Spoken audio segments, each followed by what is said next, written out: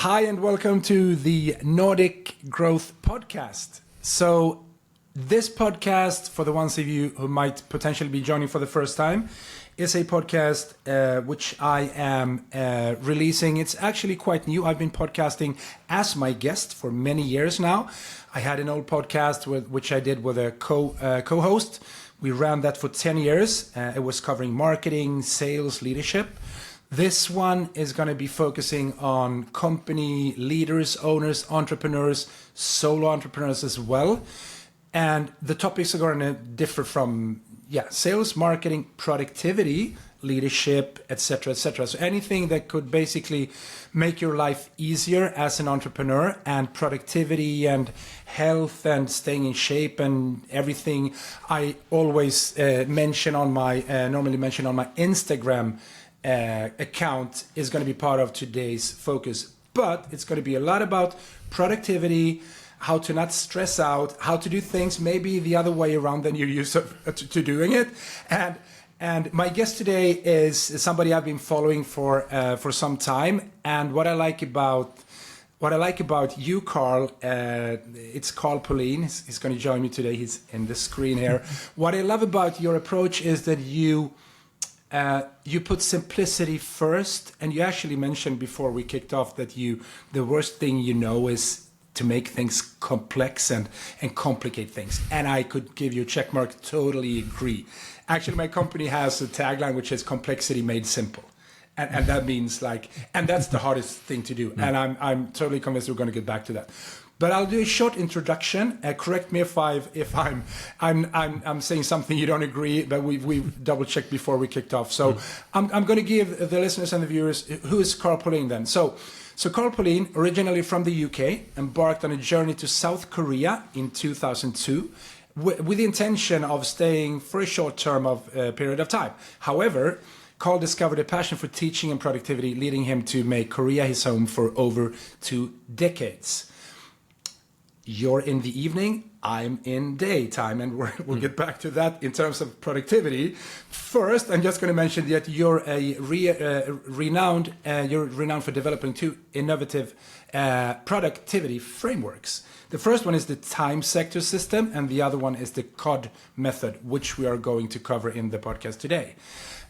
You've authored several books, including Your Time, Your Way, and Your Digital Life. You do work a lot with Todoist. We're not going to cover Todoist today. If you want to find out more about Todoist, Carl's YouTube channel has a bunch of stuff about that. But you also have a book called Working with Todoist.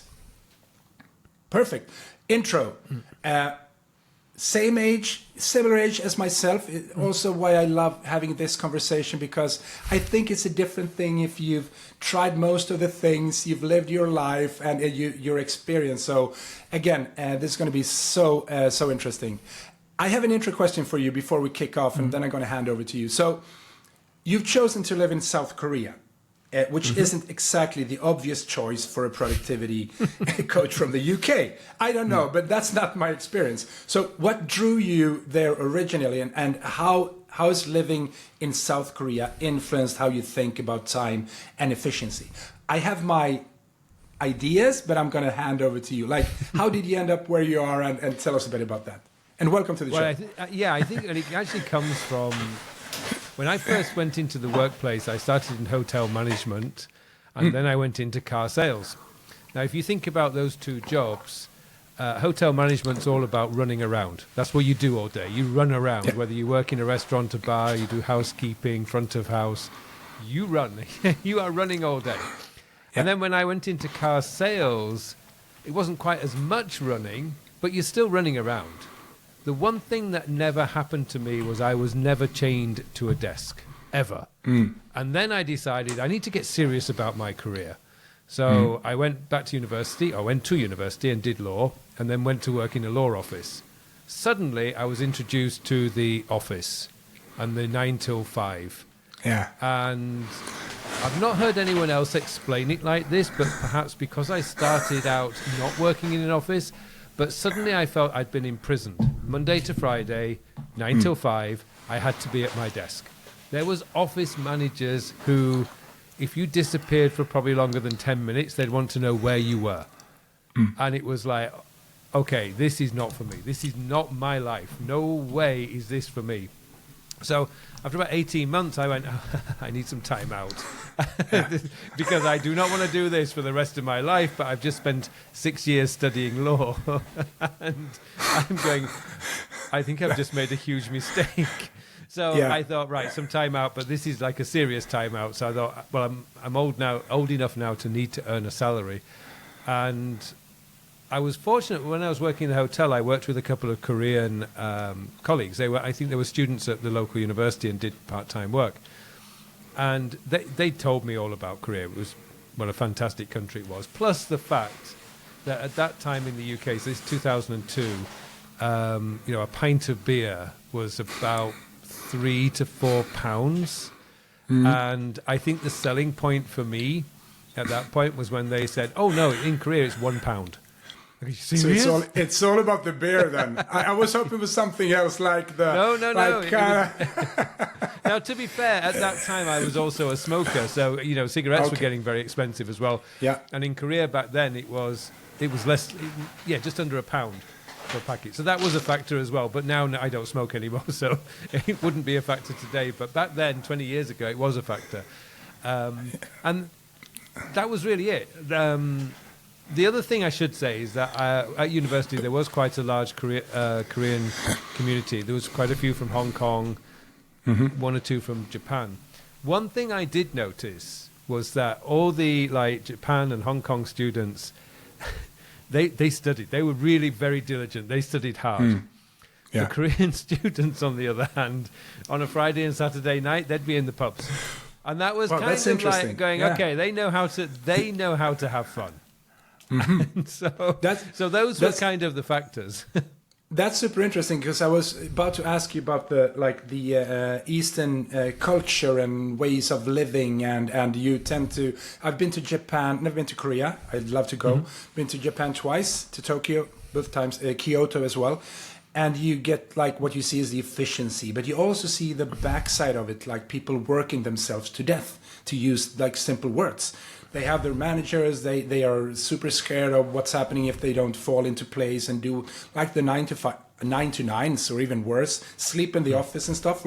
Is this something different in Korea, or people more living life in a different way than for example, the Japanese? Now I'm very generalizing now, but I know that my Korean friends will hate me for saying this because Japan actually occupied Korea for I think about 50 years. So there is still quite a little bit of the Japanese culture, particularly working culture, that was imported into Korea. But over the last 20 years, it has changed. When I first came here, it was like you couldn't leave the office until your boss left. That was a big no-no. Today, it's much more relaxed. There is much better... I suppose work-life balance, if there is such a thing, but there is a lot more emphasis on rest and getting back home and socializing, so to speak. That's good because you also talk a lot about productivity and the connection to your life and health. And you used to be a smoker. You're not smoking anymore. You had, as myself and everybody else, challenges with your weight, so you started working out, training, focusing that time in your calendar to take care of yourself. And a lot of people within the productivity, the ones I follow and talk to, the first thing you need to focus on is your health and your private part of your life, and then you can schedule work stuff. And let's get back to that and talk. I think that's super, super important and very interesting. Let's kick into the podcast. And the first point I have here, the first topic, is what I call the modern work crisis, for a lack of other words or sentences. So what is the single biggest lie we have been sold about productivity in the last decade? What are you seeing every single time? What is the lie we need to understand? Yeah, I think the biggest, I wouldn't say necessarily it was a lie. I think it might be a misunderstanding more than anything else, which is that people are trying to manage work by workload. And it's impossible. Because one thing that's happening, and I think everyone accepts this now, is that the number of inputs, so messages, Slack messages, team messages, text messages, emails, all that stuff is just increasing and getting faster. Yeah. And it's not anything that you have control over. So what I see the biggest mistake, and I suppose in a way it's a lie, you've got to manage your work. You cannot manage your work because it's first of all, a lot of it is unknown. When I woke up this morning, I had no idea what emails I had, what questions I was going to get asked, what things I was going to get asked to do. I had my plan for the day, but I didn't know a lot of the detail yet because obviously a lot of that's coming in by communication. So that was the biggest one at the moment that I see. And I feel so many people are struggling because they really are. They're trying to manage workload and you can't because you have no control over what's coming in. The only control you have is where you apply your time. And I think in many ways, going back to what you were saying about the Japanese culture and that you're scared of the boss, I think there's a little bit of overhang even in Western cultures on that one. And also, I think my favorite one is there was a company I did some work with a couple of years ago that said, we insist that all our consultants must respond to their client messages within 15 minutes. Wow. And I kind of went, well, that's impossible. Yeah. I mean, it's fine in theory, but there are too many things. I mean, okay, a bathroom break might not be 15 minutes. Well, it depends what you were eating the night before, I guess. But, True, yeah. But there are too many emergencies that can happen in the day. Yeah. And what you've done there is you've created an unsustainable practice. It's not sustainable. So, again, when you try to control the uncontrollable, i.e. work coming in, you are always going to lose. And yeah, it makes total sense. And one thing you mention very often is also that we tell us a bit like how do we as human beings estimate how long a task takes? Are we good at it? Well, the problem here is that again, I think this is maybe it's not so much a misunderstanding, but it's like I suppose it is a misunderstanding. Is that we're not machines. We're breathing, living human beings, and I feel absolutely fine right now, but I could have a bad night's sleep. There could be all sorts of noise outside. I might be coming down with a cold, but I don't know yet, or flu. But I could wake up tomorrow morning feeling absolutely terrible. How's my productivity going to be tomorrow? It's not going to be very good. No. Now, I can do, I think you briefly touched on it, like the three foundations of all productivity, or better productivity, is sleep, movement, because I know some people say, I don't like exercise. You don't have to exercise, you just have to move. And diet. So if you go out, I mean, everyone probably knows, if you go out and have a very heavy carbohydrate lunch, how effective are you going to be in the afternoon? You're not going to be very effective at all. So that's why we can't predict how long a task will take. I've been writing a blog now for, 10 years? Every week for 10 years. Each post is about 1,000 words long. And you'd think after 10 years that I'd be pretty good at estimating how long a first draft would take me. I have no idea. It changes every week. Some weeks I can do it in 40 minutes. Other weeks it takes me 2 hours. And isn't that kind of like in the age of AI and automation and people are going to be like not needed anymore? Isn't this kind of a fresh thing to know? Like it makes us human. It's like you don't really know. We're not a machine. We're not machines, and we're never going to be machines. Well, potentially sometime. But again, I mean, for me, this is something that makes us humans. Also, the illogical ways of making decisions, the emotional way of making decisions, that makes us humans. Because you can't, if everybody was an AI or a robot, everything would work perfectly. It would be a bit boring, though, I would say. Well, you'd have to accept that eventually AI would run out of ideas because everything we humans are creating today is what AI is using for ideas when anyone does a search. That's true. So if we stop creating ideas, new, fresh thinking on things, then AI is going to get weaker and weaker and weaker because it's not going to have that new input. So it'll become very old-fashioned very quickly. Interesting. And that's the difference between what AI is. So AI relies on, I suppose, people, content creators, which is why I have no problem AI scraping my blog post, podcasts, YouTube video. I don't care because it helps people. Eventually somebody will discover something. Exactly. That may be an idea that I threw out there that AI can use. So I see myself as, helping AI. I don't see AI ever being able to take my work, because without me, AI wouldn't exist. Or I should say, without people like me and other people who've posted information online, AI would not exist. Because at the end of the day, what you do and what I do through my company and what other people do is we want to give people insights. We want to teach them, share things, and we will get things back. That's what it's all about. That's for me and for you and for many of the other content creators out there.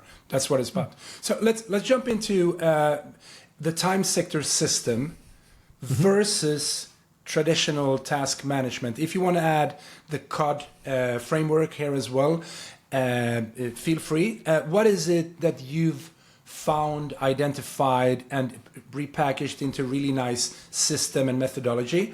And how does this differ from the way we normally look at productivity and task management? Well, COD actually is a result of probably 30 years of research. I became fascinated with time management and productivity when I was in middle school. Then applied it when I started working, and was inspired by some very productive people I worked with when I was in my 20s. But when I've read every book that has come out, still comes out. I love reading them. But the thing that I found is that all the best productivity systems, the ones that are not quirky, the ones that are not relying on the latest technology, which means they will be out of date very quickly, they have some fundamental basics. And that's where COD came in, which is, I realized that it's really simple, actually, which is that you've got to collect stuff into a place that you trust. And that can be a notebook, it could be a digital tool, it doesn't really matter. As long as you trust it, that's the key thing. Then at some point in the day, or I usually say within 48 hours, you organize what you collected. So that's the O part of COD. You organize it.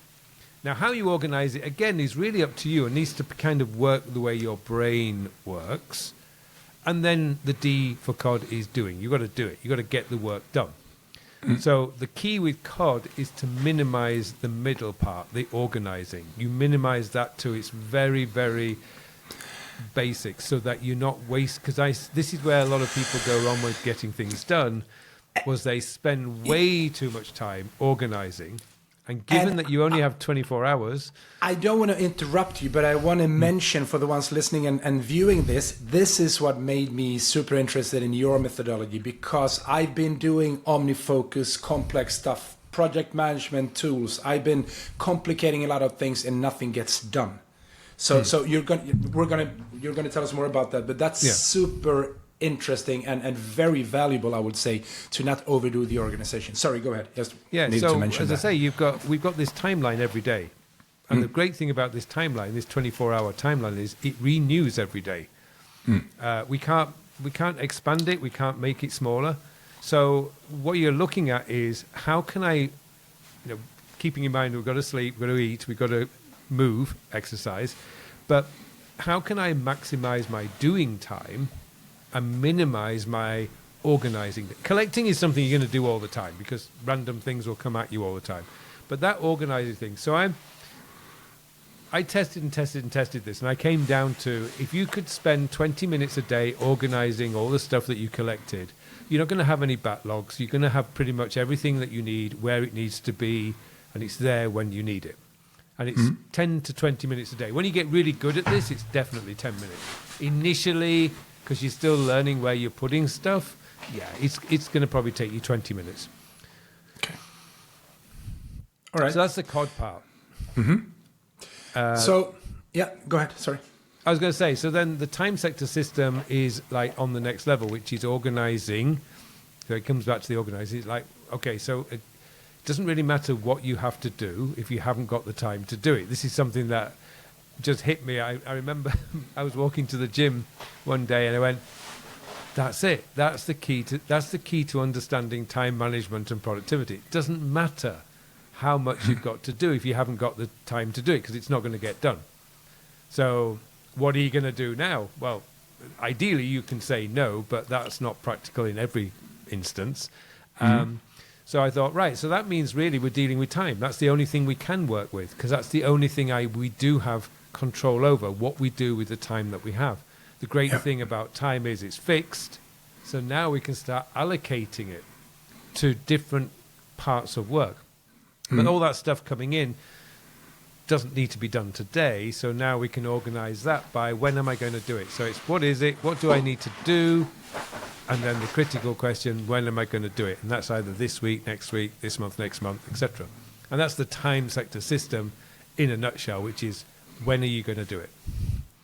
So one thing which always pops up in task management and lists and productivity is due dates. So again, from my own experience and other people I've been working with or talked to, how should we use, because again, I know how you think about this, and this is also something I love, because these due dates turning red because we don't do the things and we push them forward again, and they become red again, and everything gets pushed forward. We get super stressed because we have 50 things to do, all is highlighted in red colors. How should we think about due dates? And a follow-up question to that, are there real due dates? Obviously, I need to deliver a speech or something for like Tuesday morning. That's a real one. But what about the soft due dates where I'm fooling myself and saying that this is not a real due date? It has a date on it, but hey, I might as well not care about it because it's not the real one. How should we manage the real due dates and the ones we kind of just put there out of, I don't know, without thinking about it? Well, this is something, the way I look at this is that we've got events and we've got tasks. Tasks can be done at any time. So if I have to call somebody at 9:30 a.m., that's an event. It's non-negotiable. I am calling them at 9:30 a.m. That's what we agreed, and that's what I will do. But if I need to wash my car, a task, doesn't matter whether I do it in the morning or in the afternoon, unless it's going to rain. In which case I might get it done in the morning before it rains. But again, it's not like I must do it at 8:30 in the morning. And that's what a due date is essentially doing. It's fixing you at a time when it might not actually be convenient. If I look ahead 2 weeks on Saturday, I think to myself, I'll be able to sit out in the sun, weather permitting. I'll be able to, clean up the outside yard, whatever. I could do all that. But then on that particular Saturday, who knows what may have happened? I might suddenly go, I've got all this work to do that came in yesterday. So, because it's not a hard deadline, it doesn't need to happen. But to me, those due dates should be in the calendar, because the calendar, now this could be because I was lucky to start working in the 1990s, and we did use calendars properly then, and nobody could schedule meetings with you. Yes. And without your permission, nobody could, because it wasn't a digital calendar, it was a paper calendar, and it was great. Yeah, today you can look at your calendar when you leave the office and go, oh look, tomorrow afternoon's free. I can get on with some work, and you could arrive at work the next day and somebody's booked meetings for you. It's like, oh my week. But the thing is, to me, the calendar is the sacred territory. What goes on the calendar gets done. Yeah. So if it has a due date, it goes on the calendar. Even on the digital calendar, you have that all-day section at the top. And so that's where I would put anything that was like due today, that must be done today. Now, if it has to be done at a specific time, it will go into a time slot. But, actually I have Tuesdays and Fridays, the cleaner comes. And I have it in the all-day section. It just says cleaner here, because I know she's coming at 9:20-ish, 9:30. Yeah. So it's just in the top of I know she comes Tuesdays and Fridays, but it's still in my calendar. Yeah. Because I need to be aware of that when I'm planning the day, because she will kick me out of the office for about 30 minutes. Exactly. Mid-morning. So I need to be aware of that when I'm planning the day. Okay, that sounds, totally agree. 100% clear.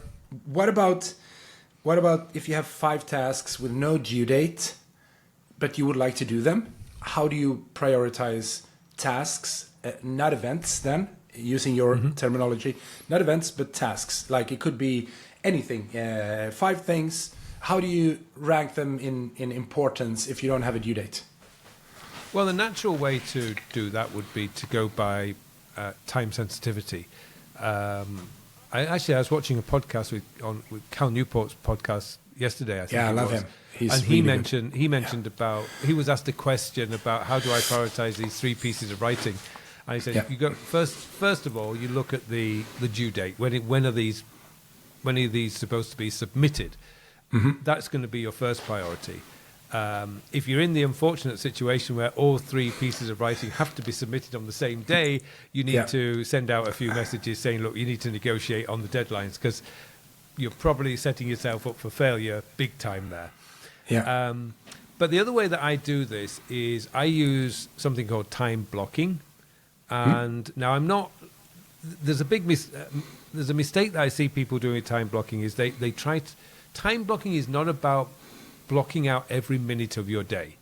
Some people do. That's impossible. And I know some people try it. I don't think they actually do it, but they try it.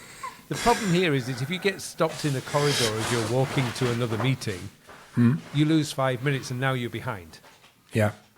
Or a phone call or a meeting overruns. Now your whole day's screwed if you do that.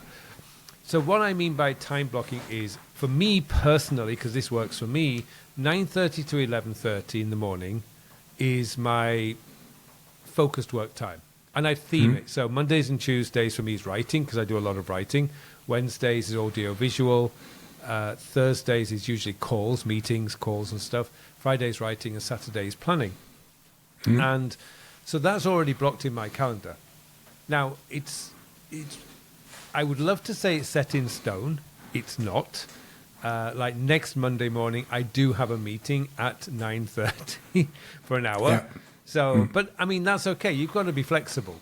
But I keep my calendar reasonably flexible during the afternoon, so I can deal with any emergencies or deal with any overruns with anything. And I have project time blocked in as well. When I've got projects to work on, usually Tuesday afternoon or Wednesday afternoon. And how do you manage unexpected? Do you actually block time in your calendar for unexpected things popping up from anywhere, really? Or do you just leave white space in the calendar? Or do you actually name them? I generally just leave it as white space. Okay. The unexpected stuff generally falls into one of 2 categories, which are the communications or admin. So my accountant has a bad habit of sending me an email on a Monday or Tuesday saying, could you send me these documents? It's urgent. And I always think to myself, why couldn't you send me that email last week? Exactly, yeah. But anyway, I need it by the end of the week. Now, I have a feeling, though, I actually have a theory why she says that in her emails. Because I'm not my accountant's only client.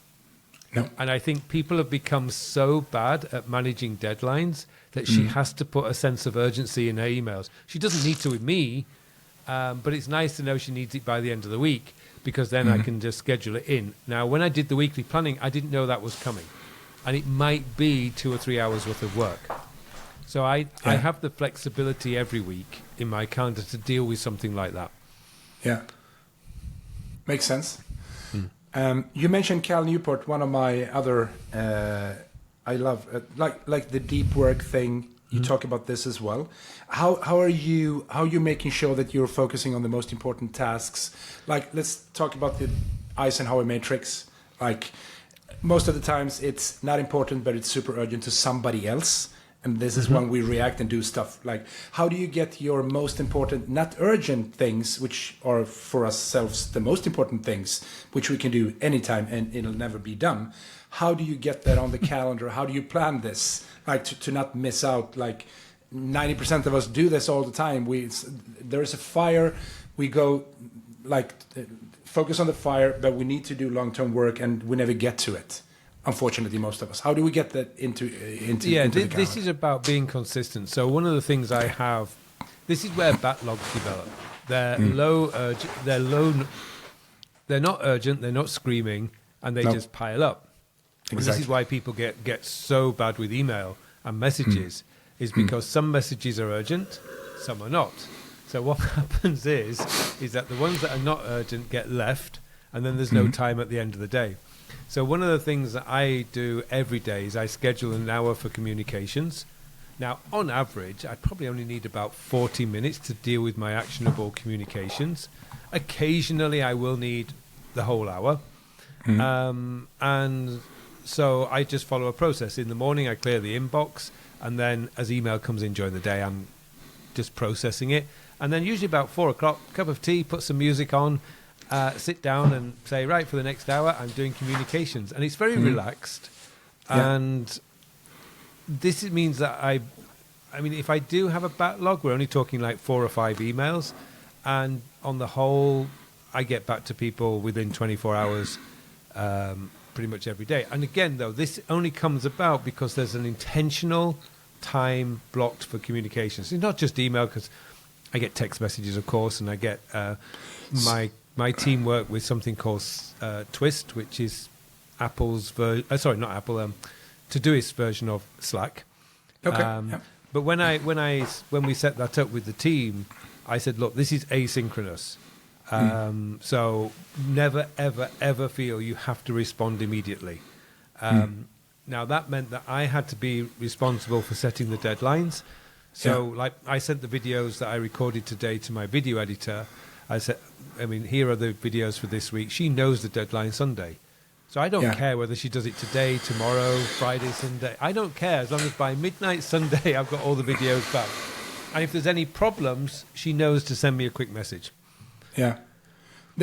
This is also something very, like, a lot of the listeners are like company owners, like that they might have employees as well and a team to take care of. So you mentioned your team, which I wouldn't say everybody understands. I promise you there are people out there thinking, Carl is doing everything by himself. He's doing the video editing, he's doing the podcasting, he's doing the everything. How can this crazy guy even sleep at night? Tell us a bit about your team. Like, what is your the reason why I'm asking is because if you're a founder, an entrepreneur, and you maybe have 2, 3, 4, 5 people on your team, what is, like, let's talk about delegation, like doing the right stuff at the right time. How do you work? Let's put a couple of minutes into this with your team. What does that look like? How do you communicate? Who are they? What kind of tasks do you delegate and why? What does that look like? Right, yeah. So the first person I hired was a video editor. And that was last year. So actually I've been doing my own video edits for 6 years. Okay. But I enjoyed it. This is actually a problem, by the way, for all founders. I actually enjoy the video editing. But then it got to a point where whenever you run a YouTube channel and you've grown it, you always want to improve. And there comes a point where you think, okay, for me to go to the next level, I'm going to have to spend many hours learning some new video editing techniques.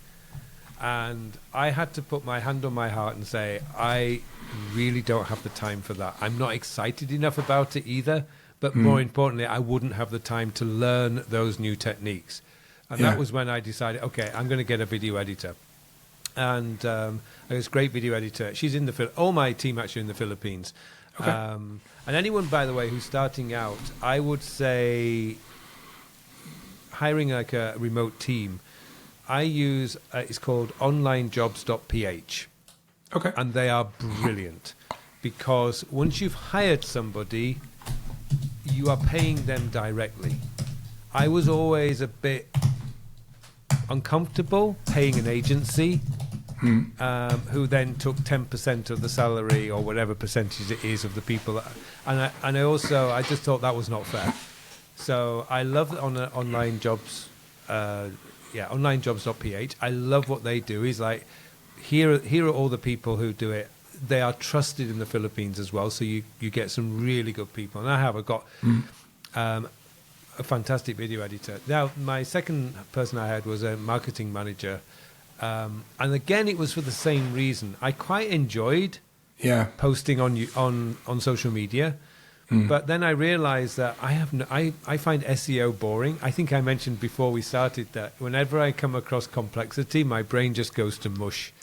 He just turns to jelly. I just, And I don't know. Again, another person I could recommend to anyone running a business is a guy called Neil Patel, who does some amazing content on marketing and online marketing. And I do read his blog posts. I do read his and watch most of his videos. But the thing is, sometimes it's just way over my head. Yeah, he's very niche, like very specialized and focused on what he does. And but I mean, he loves what he's doing, and he's he gets excited about it. I don't. So I hired a marketing manager, and she loves all that stuff, and she's throwing ideas at me all the time. Always when I'm walking my dog. I don't know why, but this is one of the reasons why we have this rule, which is it's all asynchronous. We're not like you must reply immediately. Nobody should ever be put under that kind of pressure. No, and a thing on that, like a lot of people think that if they don't respond immediately, somebody's going to be like, "Why are you taking so long?" But I tend to say, like, think of it like this. Let's say that you're in a training session for 3 hours, or you're in a meeting, or traveling on an airplane. Nobody knows that you are traveling or not, so you wouldn't answer an email. You would be impossible to answer an email if you're on an airplane. And how would the client know where you are? So it's all about, like, one of my friends says a lot of. He often says that, like, who's responsible for your situation as a person, as a human being, as a worker, whatever it might be. It's only one guy or girl. It's you. So you need to take responsibility of, and you say it a lot of time as well. You own your calendar, own your time, and do not let somebody else control your calendar, hence control your life, because then you're in reactive mode, and then you won't get any of the important things done, right? Right. So, like, if you were sitting down with a founder, let's say he or she has a team of, I don't know, 5 or 10 people, small company, like what would be the first things you would, if they want to implement your methodology and your ways of working to save time and be more efficient, what would be the first things you would tell them to focus on to get control of all the chaos, all the emails, all the tasks, all the meetings? Like, what would be the first thing you would tell them? This is where you need to start. Right. So when I'm working with business owners, there's 3 parts that they need to get right: strategy, communications, execution. Okay. So strategy is the business owner coming up with the ideas. So I'm the one who comes up with the ideas for content in my business. But in downstairs on the ground floor of where we live, there's a bakery. So the owner of that comes up with the new menu. Okay, so that's like strategy. That's coming up with the ideas. The communication part, as the business owner, is you communicating to your team in a way that they will understand clearly what is expected of them and by when, so that they can get definition of done very clearly communicated, very, right? Very clear. Yeah. Like what is expected, what's the definition, and by when. They need a deadline too. Yeah. And then your job as the owner, because this is why I hired a marketing manager, why I hired a video editor, is for them to do it, to get on and do the work. So it wouldn't be, for both of my members of my team and also anybody else's team, is if I keep sending, how are you getting on? Have you done anything today? That stops them from doing work, creates anxiety, and therefore now they're not creative because they're stressed, and you're not very creative when you're stressed. So as long as as a business owner, you've communicated what you want and by when, then you let them get on and execute. Now, the thing is, you need to be open to them coming back and asking clarifying questions. It's a bit of back and forth. It's not always a straight line. There's some back and forth. But that's what you're essentially doing. You're making sure that when you communicate your ideas, you communicate it in a way that your team clearly understands what's expected, what the deliverable is, and by when.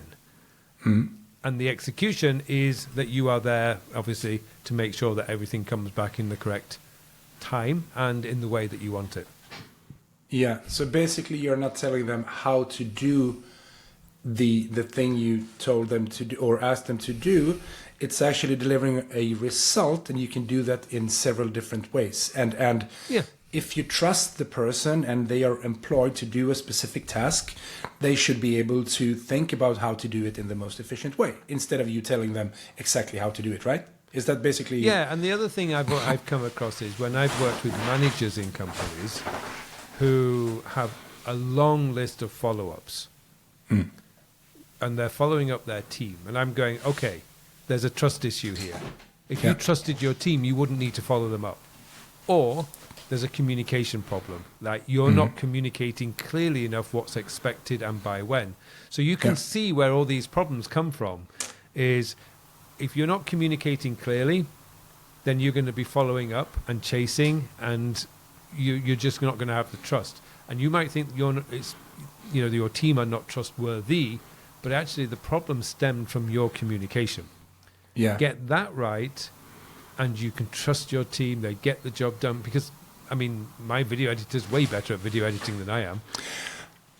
Yeah, and that's also like, even if somebody else does something, and this is also one of the biggest challenges, if you decided, I don't know if that's in your plan moving forward, but if you decided to put somebody in your place to do the podcast, to do the trainings, to do the coaching, and you would say, I want to build myself out of this company, somebody else should be doing what I've been doing for like so many years.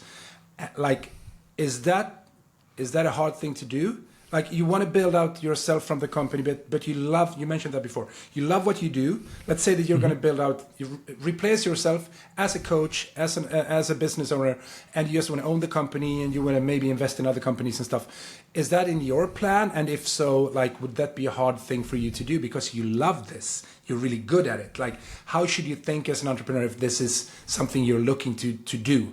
Like, not be in the business, but working on the business. My wife said the other day to me, she says, are we okay when we retire? And I said, who's retiring? You know, I have no intention That's a good of answer. retiring. Yeah, that's a good answer. Yeah. Like my hero was, one of my heroes was Prince Philip, the Duke of Edinburgh. Yeah. He was 99 when he passed away. He retired when he was 97. Yeah. I'll take that. Yeah, and I might retire when I'm 97. That's the reason why he didn't live to 100. Because he retired. I think, if he hadn't retired, he probably would have lived to 100. Exactly. Yes, yeah. Potentially.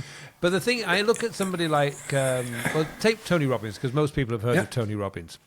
Tony Robbins is actually not far away from 70 now, or 65. He might hate me for saying that. So I'll say he's 65 now. Yeah, okay. But many years ago, because I did his Unleash the Power Within in 2019, but many years ago, I think he overdid it on the speaking and damaged his throat kind of permanently. So he had to back away from doing some of his seminars. Now it's true when he tells people, you know, I'm on stage for 11 hours. Yeah. On day one of Unleash the Power Within, that's absolutely true, and it's go go go. I mean, there's no breaks. It is 11 hours. Okay. So the next day he has to take a rest, but you know, people are there to see him. So he's been training a guy called Joseph McClendon III, that's his name, who does the third day. And Joseph is probably also in his mid to late 50s, maybe 60s now. He's been with Tony Robbins for the last 30 years. And he was a student of his initially. And over the years, Tony Robbins has trained him and worked on him, and you know he teaches that stuff. So it is possible that sometimes, even if you don't want to, you have to because you damage your throat, or for health reasons, you have to back away a little bit. But that's something I think is important, is to be thinking ahead and thinking, yes, okay, so who could I train to do what I do? Yeah. But still, you mentioned this is also very, very interesting to hear from somebody like yourself, because I've been struggling for a couple of years, many years, basically. It would be nice to build myself. I have a small shop. I work with freelancers. We're like 7, 8 of us in total. We do sales and marketing. We deliver HubSpot CRM and everything connected to HubSpot. So with tech companies and SaaS companies, like in the Nordics, even though we have a US customer, everything is digital today. However, I've been thinking like I would like to build out, replace myself in the company and maybe do some fun stuff. And I went like going with my bike for trips. I had a lot of free time. I didn't use my time for productive things. Then I came back and I said, hey, but I love what I'm doing, so why should I not do this? And I think many of the listeners and viewers today are struggling because there is in the business world today, either you need to build your company, you need to hustle, work hard and long hours, not efficient hours, but you need to hustle and work hard. And then you need to sell your company and make your exit. But what if you don't want to make your exit? What if you love what you do? What if you want to work with this until you're 99? Is that a bad thing? I think it's a cultural thing that you shouldn't need to be working after, I don't know, like I'm 49.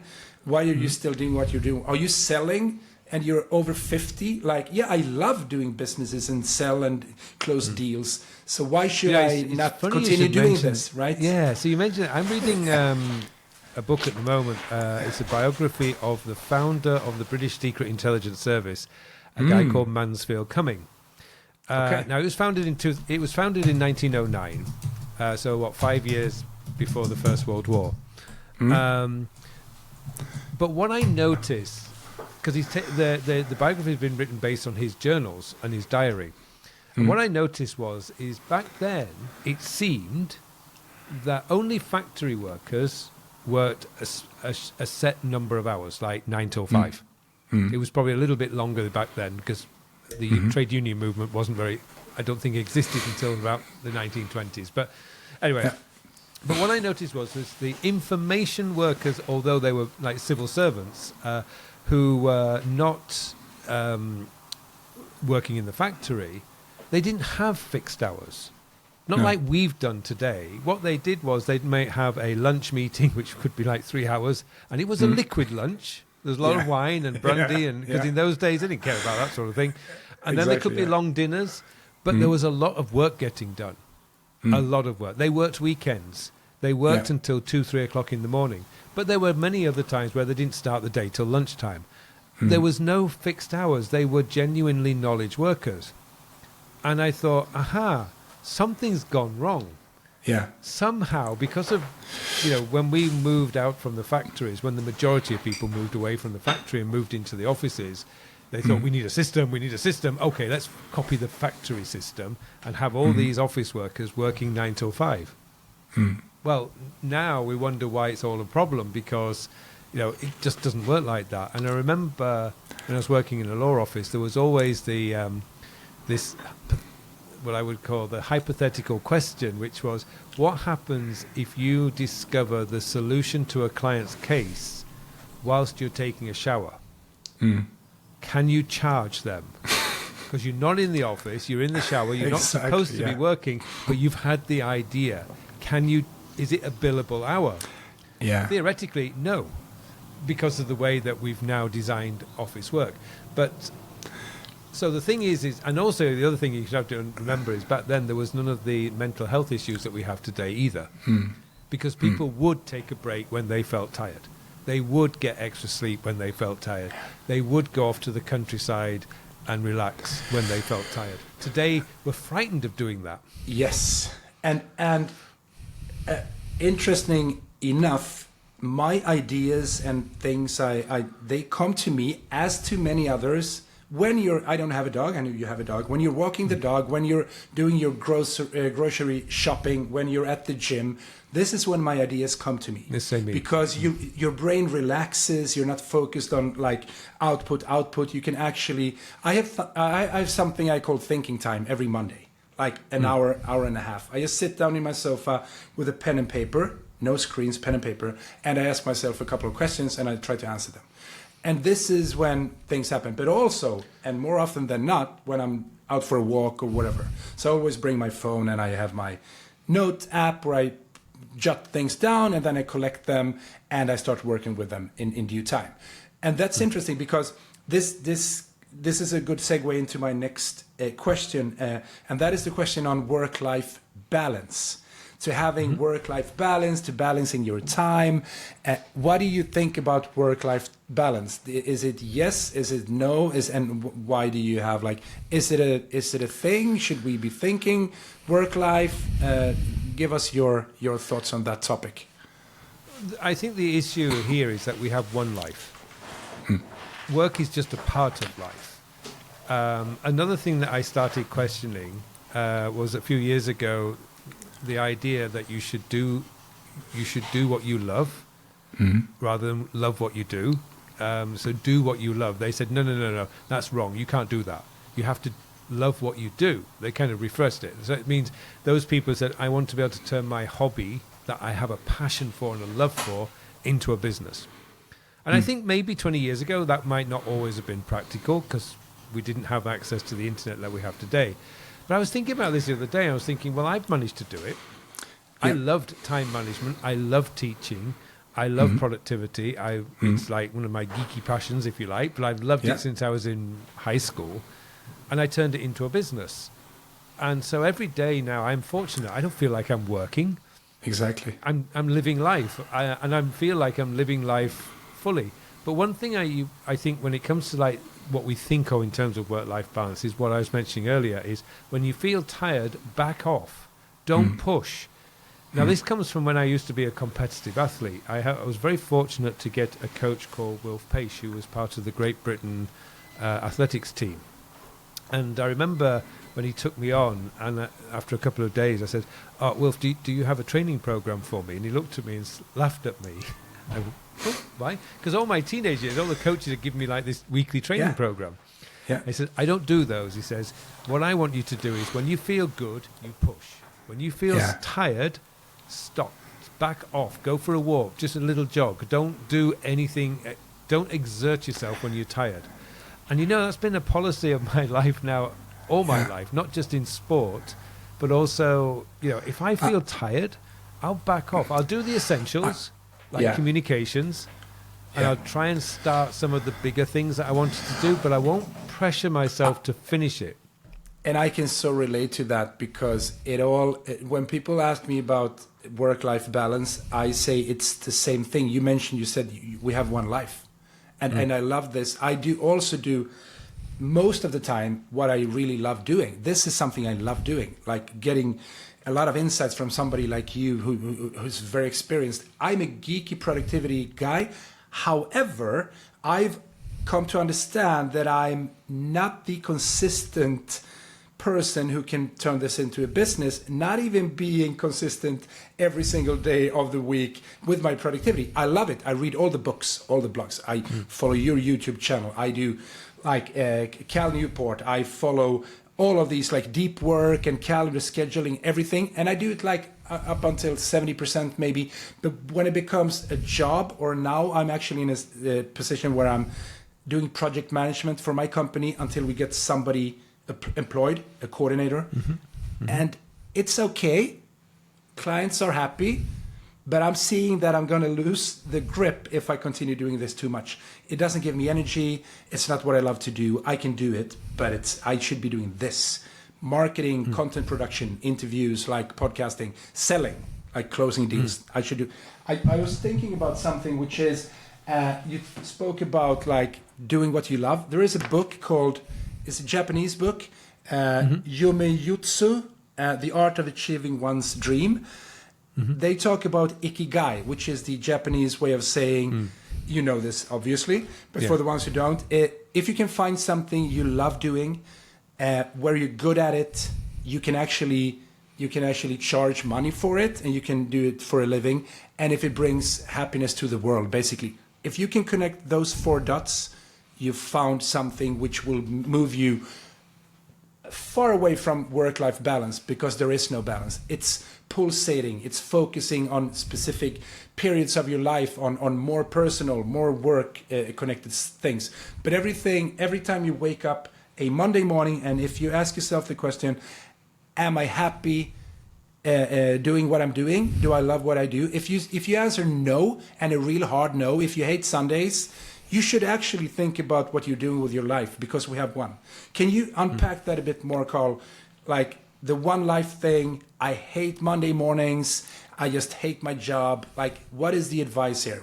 What should we... That's exactly the position I was in when I was working in the law office.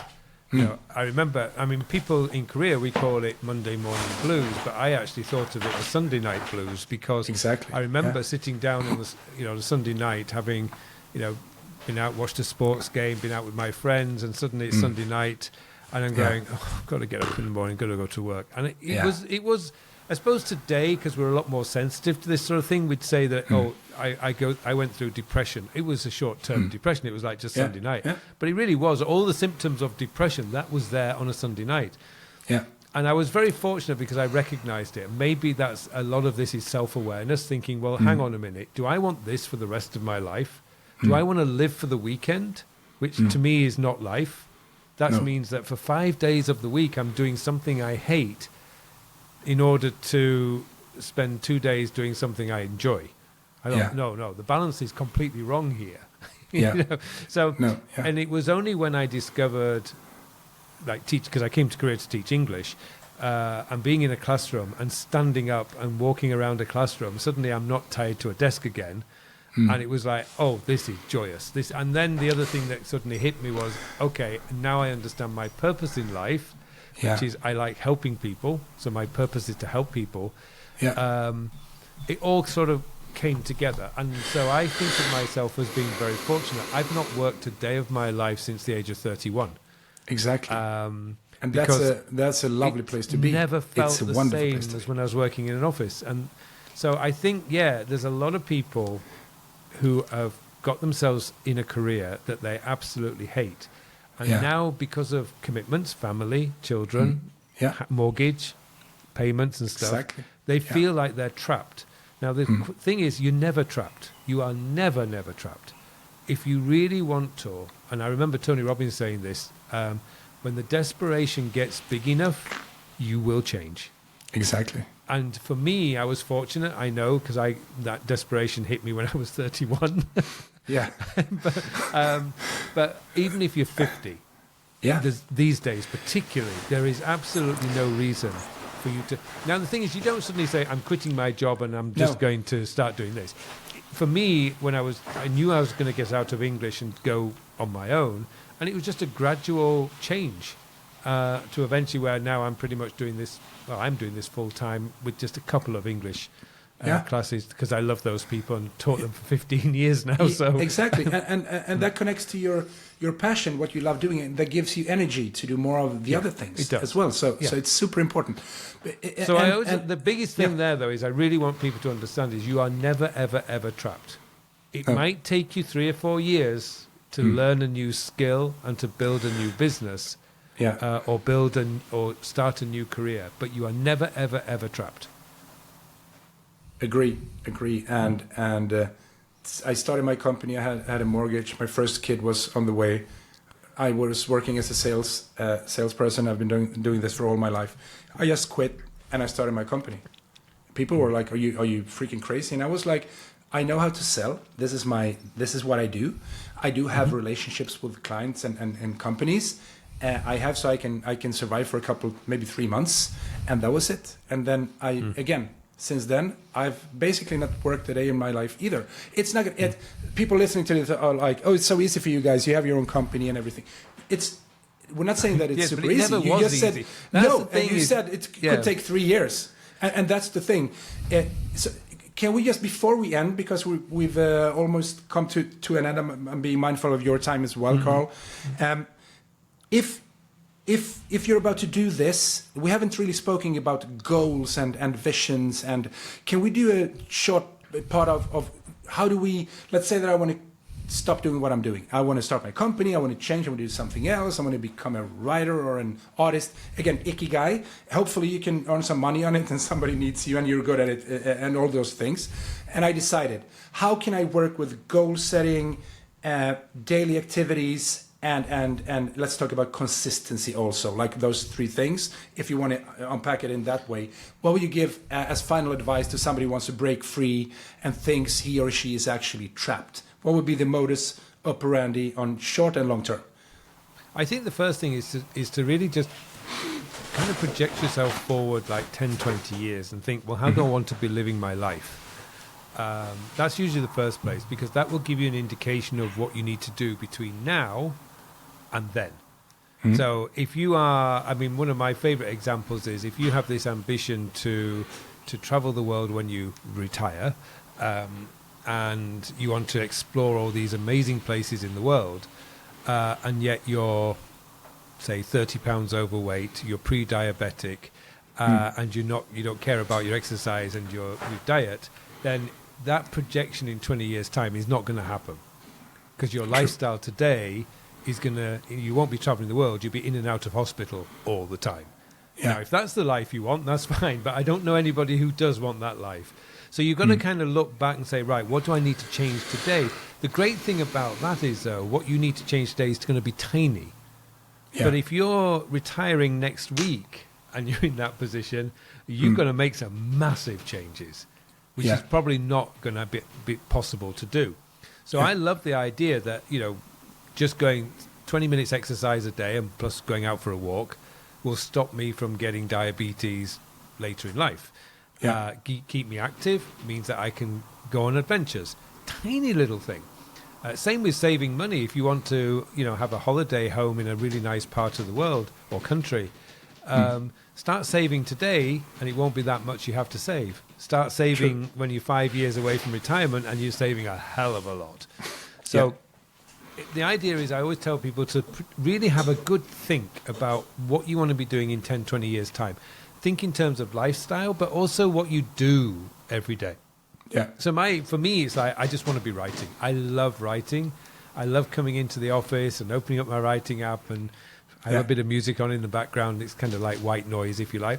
But and I just sit down and write, and I love it. And that's what I want to do for the rest of my life. And that's fantastic, because people hearing you saying this is like, how could this guy do this and for a living? He does productivity for a living. He loves what he does. Why can't I do this? And it's all about a process. It's all about making tiny steps early enough so that you can reach your goal. And I love what you said about 10, 20 years, because that is a span of, it's long enough. Like 1 year is too short, 3 years as well. 10 would be like, it's more of a vision. Like, I want to be this person. Yeah, I tend to think of that as a vision of where you want to be living your life in 10, 20 years' time.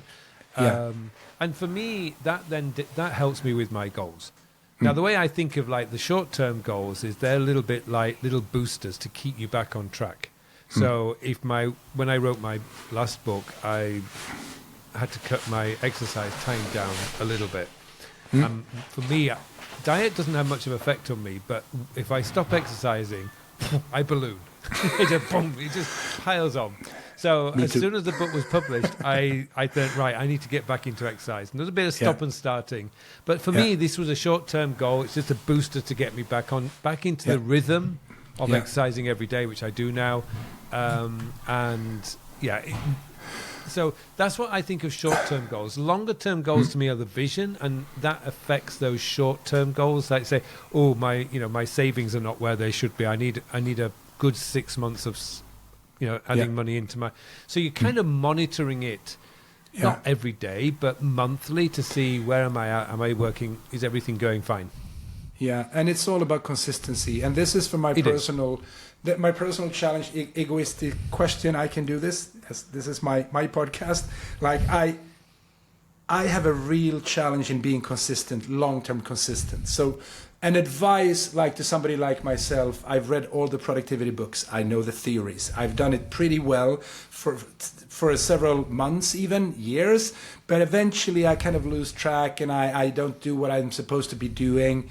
How can somebody like myself, and I'm not alone, I know that many of our clients, everybody out there has the same challenge. Do you have any, there are no quick wins, I know, but do you have any final pointers and ideas and nuggets? Like, if you want to stay consistent, this is what you need to think about. So with my exercise, for example, I can go 6 to 7 months every single day, not the same exercise every day, but exercise every day. Of course. And then suddenly something will happen. It could be we go on vacation, or I travel somewhere for a few days, and that consistency is knocked off. Yeah. And what I realized is we can be consistent if everything stays normal, but unfortunately life doesn't stay normal, does it? It changes all the time. Yep. So when we talk about consistency, what we want to be doing is realizing that you are going to have good days and bad days. You're going to have an off day. But the thing is, you didn't fail just because you missed one day. You didn't really fail because you missed a week. So when you do the weekly planning, that's when you look back and you sort of say, oh, I didn't do this 3 days this week. Next week, that's my focus. Because it gets you back in the rhythm. So consistency really is about rhythm. Exactly. And people, before we end, we're going to tell everybody where to go, and going to post it on the podcast as well, or where they can find you, buy your books and everything. But it's something you say is like the weekly, and everybody in productivity says if you miss the weekly check-in, the weekly review, the weekly whatever you call it, if that fails, everything else fails. And you mentioned, I heard you say this, it's the weekly review, it's the daily tasks, and the daily focus, something like that. If you miss any of those three, the system is gonna break down, right? Could you give us just what do you mean by that? To me, the two things that you really don't want to be missing is the weekly planning session, because that gives you the focus for the week, and the daily planning session. And honestly, the daily planning it's 5 minutes. I know. It's like what are my must-dos today, and what would I like to get done today? That's it. Yeah. You can even do that when you're brushing your teeth at night. Yeah, exactly. Yeah. Just ask yourself those two questions: what are my objectives? What are my must-dos tomorrow? And what would I like to get done tomorrow? Now, the one things that you would like to get done tomorrow doesn't matter if you don't do them, as long as you do your must-dos. Yeah. And what if you missed a weekly planning session week after week? What is that a sign of? Why does that happen to so many people? Well, in that case, you haven't missed it. You're just not doing it. Okay. So, all right. What's the difference? I mean, so we're going to Ireland in July. Probably away for about 7 days. I might not do a weekly planning session that week. Yeah. Because I want it to be random. I mean, in my mind, I just going to because we're going with my parents-in-law. My parents live in Ireland now as well. So it's like, we're just like the two families, my wife and the two families all together. I do not want to be controlling this. So I'm not going to be doing a weekly plan. I'm just going to let them control it. Yeah. But for when I'm back here and I'm working, if I don't do the weekly plan, it means that I'm no longer in control of my week. I'm going to be dragged here. I'm going to be dragged there. I'm not going to have any idea what I'm trying to get accomplished.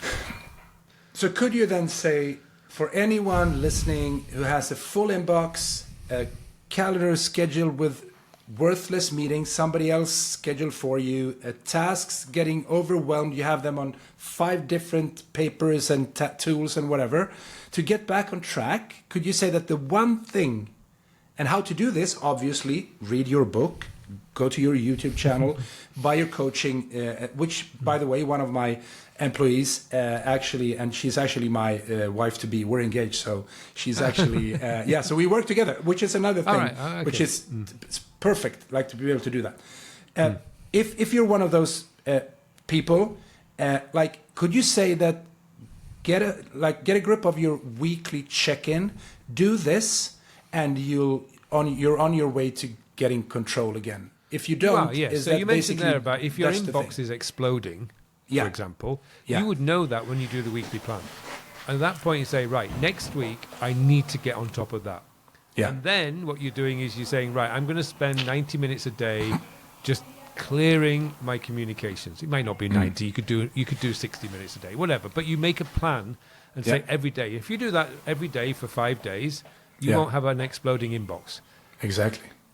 But the worst thing you can do is just ignore it, because by next week now it's not just exploding. It's just completely a mess, and you get overwhelmed. Same thing with the due dates, because you put a due date on every single task, which is not an event, and then it just explodes. So then you get you don't even look at the due dates, and then everything falls apart, right? Well, that's the thing is that I noticed that people stop looking at their task manager because it becomes too big. And again, because that's a symptom of not doing the weekly plan, or even just clearing things up, the organised part of COD. Those little things, I suppose they call daily practices. They don't take long on their own. It's 5 minutes here, it's 10 minutes there. But if you're consistent, and I know, consistency isn't easy, but once you realise the benefit, then the consistency comes easier. And everybody who's been, training and working out and health and diet is a really good reference point, because everybody can relate to food and training and working out. Anyone who's actually done this consistently for a couple of weeks or months, they know what we're talking about. They know what you're saying, because when you get consistent, you don't want to miss a training session. You don't want to put a pizza or a burger in your mouth for the third time this week. You don't want to do evening eating because you know, and especially like, again, turning 50 next year, if I look at a pizza today, I gain weight. Like when I was 20 years old, not a problem at all. And no, not a problem. It's totally different ball game. So you need to be consistent, and this is so important. So weekly planning and doing this consistently. And again, there are a lot of tools. There are a lot of, like, if you go to look at 5 a.m. people, like doing everything before 6 a.m. They've sold their company. They've done everything, and it's not realistic. Like, what I love about you again, Carl, like the people who are going to following you who might not know of you before are going to love your simplicity, because it's not becoming a superhuman. It's not becoming somebody who works every single hour of the day and doesn't sleep. It's about doing things because we are humans, and understand that we are humans, and adapt your productivity style and your life to who we actually are, right? Yeah, you've got to. This is why you probably need to start off by understanding yourself. I'm a night owl, so I go to bed at 1:30 in the morning. I wake up ideally at 8:30, and now that to me is a great day.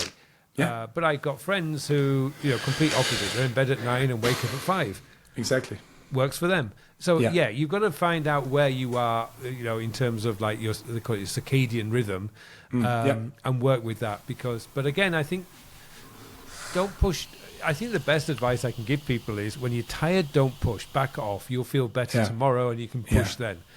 And when you get that, and I saw this in Formula One as well, because I like Formula One, and they call it push, and coast. So pushing is when they want you to really push hard, but you can't do that the whole race. There are times in the race when you've got to coast to protect your tires, to conserve your fuel. So there's a lot of strategies going on in just one 90-minute race.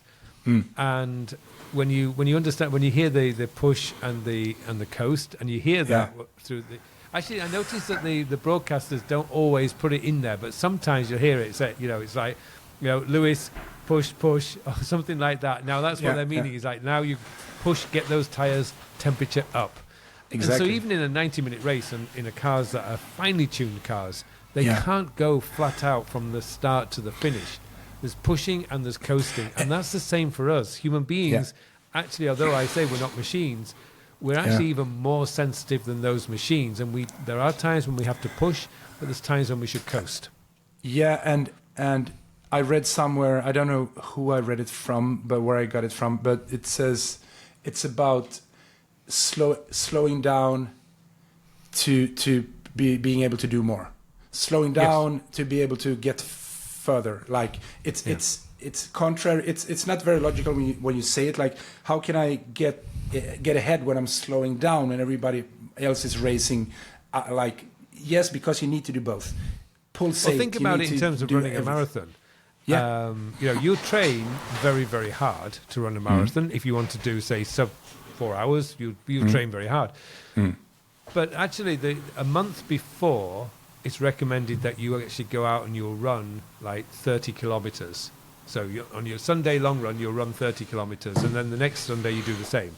And then you start tailing off, you wind it down to almost the week before you run the marathon, where you're just going out jogging. You're just doing like 5 kilometers here, 5 kilometers there. That's interesting. I didn't know that. And then when the race starts, you're about to do 42 kilometers, and you're going to go, you're going to be pushing yourself. But if you were doing those long runs the day before you ran the full marathon, how are you going to do? You're not going to do very well. No, so, not at all. This is why, it goes that push, pull, but you've got to be kind of strategic with it. Like, if you know you've got a very busy day tomorrow, I would make today a bit of a coast day. Yeah, definitely. This has been, we could go on for days. Without a doubt. Days. Potentially, hopefully, we'll see in the future. I would love to do a follow-up episode, maybe focusing in on specific parts of this. Anyway, this has been fantastic. I'm very happy. I hope you've gotten what you plan to get out of this podcast as well. Where can people find you? Where can they buy the book? Where can they follow you? Because they need to. That is my. They need to. You're awesome. I think everything. The best place to find me is to go to carlpullein.com. So all the links are there. You can get to my YouTube channel, courses, coaching, and the book. They're all on my website, carlpullein.com. It saves them having to try and memorize everything else. Or you can now just Google search me, and you can find everything. That's as well, good. So. Yeah. Perfect. AI knows me. Yes, and that's good. That's good. You've been putting out things for so long, so now everybody they Google you and they find information. How's that? Yeah. Surprising, right? Not really. Yeah. That's the way I know, we do it. It's again, but that's consistency, isn't it? It's consistent. It is consistency, definitely. Consistent delivery. Yes. Yeah. Carl, thank you so much. It's been a blast. Have a great night's sleep because you're in the evening. But you're a night owl, so you're going to stay up for a couple of hours more. But have a great night's sleep, and hopefully we'll speak again. And thank you so much for joining. And for the ones listening and viewing, review this again and go visit Carl Pullein and do his coaching, do his training, do everything. Start with a YouTube channel. I've been it's fascinating. Simplicity. It's not becoming a superhuman. It's being who you are, but understanding in a simple way that it's not that complicated, really, when you actually get going. Thank you, and have a great day for everybody. Thank you for having me. Bye-bye. Bye.